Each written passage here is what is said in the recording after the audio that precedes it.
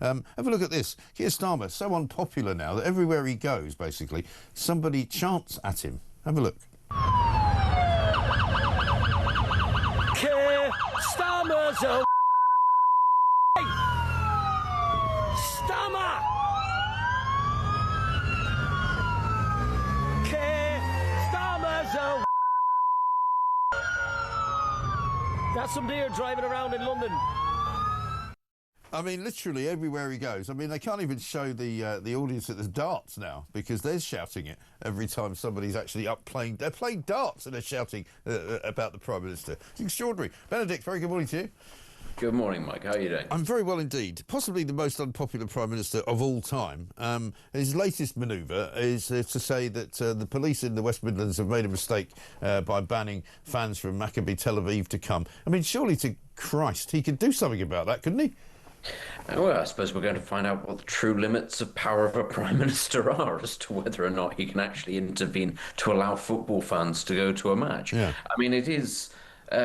frankly, I don't think many members of the Jewish community in the UK are particularly enamoured with the Prime Minister right now. Obviously, this decision wasn't his to make, but I think a lot of eyes are going to be on him to see what the government can actually do and how it is that they actually plan to make Jewish people in this country feel safe. It's a major concern, though, actually. We have to be clear, there's so many more ramifications than simply the optics of Jewish people not being safe right. In a city, in a major English city, in this day and age. If the police, if the local police are genuinely turning around and saying, look, we're unable to police a sporting event in what is still ostensibly England's second city, what does that say about their ability to host all sorts of things, to manage all sorts of other things? If they can't do this at a fairly straightforward sporting event, is that going to affect the city of Birmingham's ability to simply function on any kind of level? If you're genuinely saying foreign people from certain countries are not able to come and people of certain ethnicities are not safe in this city because they risk violence, I mean, just on a performance level, that's a massive indictment on the local police, and it is a massive indictment on the Prime Minister that he's overseeing a country where that can be allowed to happen. Yeah, exactly right. And also, you know, if their claim is that because they've heard that Maccabi Tel Aviv fans can be a little bit violent themselves because of what happened in Amsterdam, you know, I haven't seen them banning any other football teams from going to Aston Villa or from going to any other place in Birmingham as a result of their reputation. You know, what would they do with Millwall? I mean, what would they do with Celtic fans? You know, Celtic fans who, whenever they do play in England, and they do play sort of every now and then, are more than happy to sort of chant about the IRA and cause a bit of trouble. Or Rangers fans, whenever they turn up south of the border, also known for a bit of for a bit of a tear up.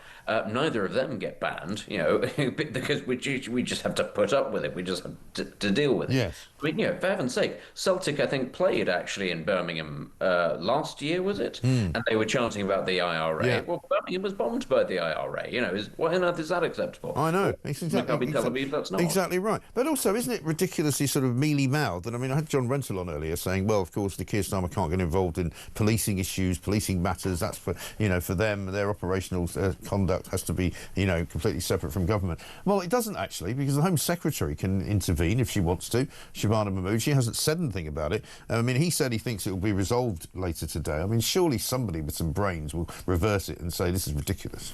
Yeah, surely, I mean, if nothing else, surely government has the resources to intervene on behalf of West Midlands Police and say, OK, what is it that you need for this actually to go ahead? Where do we have to divert resources from? How is it that we make it safe? But also, we all know that actually police have pretty sweeping powers to intervene to stop people who are known to them from getting involved in violence at football matches, to prevent them from going to areas. What do you need also to prevent those people who you are clearly worried about turning up in the first place? So, you know, I would just think it's going to be a massive failure of our ability to put on fairly basic events if we're not able to do it. And, you know, nobody's saying it's going to be 10,000 Maccabi Tel Aviv fans or something like that. You know, it's a European away game. It'll probably be a couple of thousand. It's not a huge number of people in the grand scheme of things.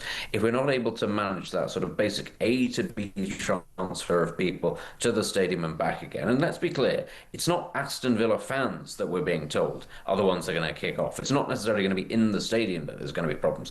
It's outside. If you're not able to do that, like we do with football matches on a weekly basis in this country, well, what exactly is the point point of this if we can't run these things in our own backyard? No, exactly. And clearly, as well, the sense is that the police are once again operating as a two-tier system, you know, because all the decisions that they make, like we can't ban the pro-Palestine protests, you know, we can ban Israeli hooligans from coming to Aston Villa. You know, which one of those things is right, and why couldn't both the things be banned?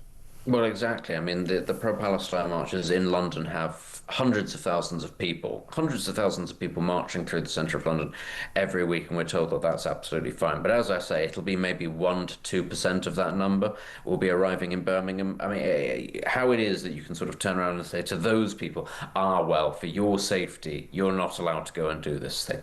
I mean, what is, as you say, it's two-tier, because what does it show that they're prioritising? They're prioritising effectively the will of a majority in a certain set situation, because that majority threatens to get violent.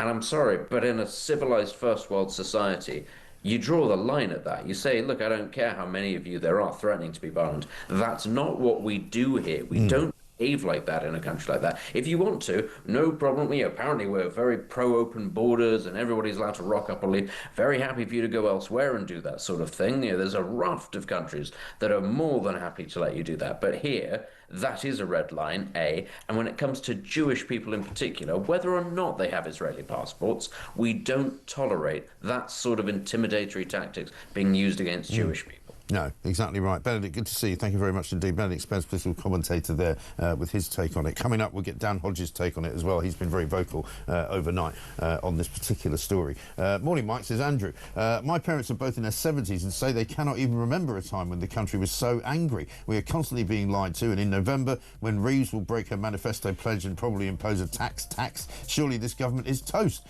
We've had the same lies, nonsense and mediocrity in different names in living memory, and not one man in the street is better off. This circus of a government needs to go, and reform needs to be given the chance